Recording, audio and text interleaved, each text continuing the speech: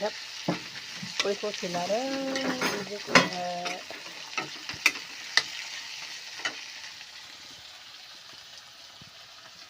fry गरेको तेल हो यो माछा फ्राई गरेको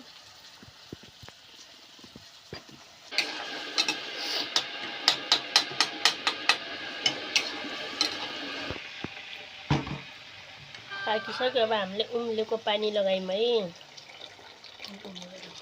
है भयो ल भयो धेरै नलगा अब हामी माछा लगाउँदैछौँ है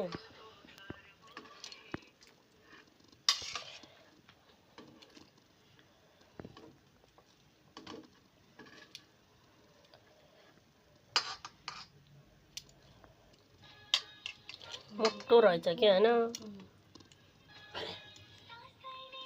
यत्रो ठुलो मासु चाहिँ कति केजीको होला ठुलो त झन् मिठो नि त्यो होला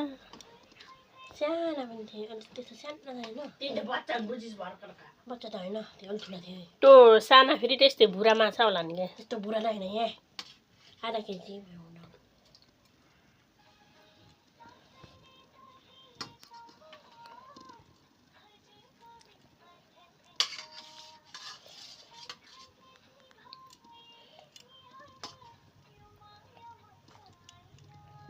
हामीले सदा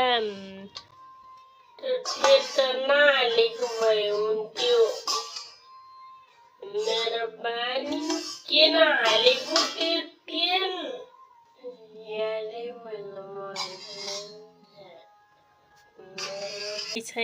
माछा बक बक बक बक उम्लिँदैछ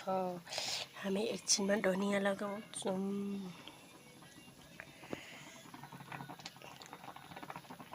ताकि हाम्रो अब धनियाँ लगायौँ हामीले धनियाँ लगायौँ अब खाने ठाउँमा भेटौँला है त साथीहरू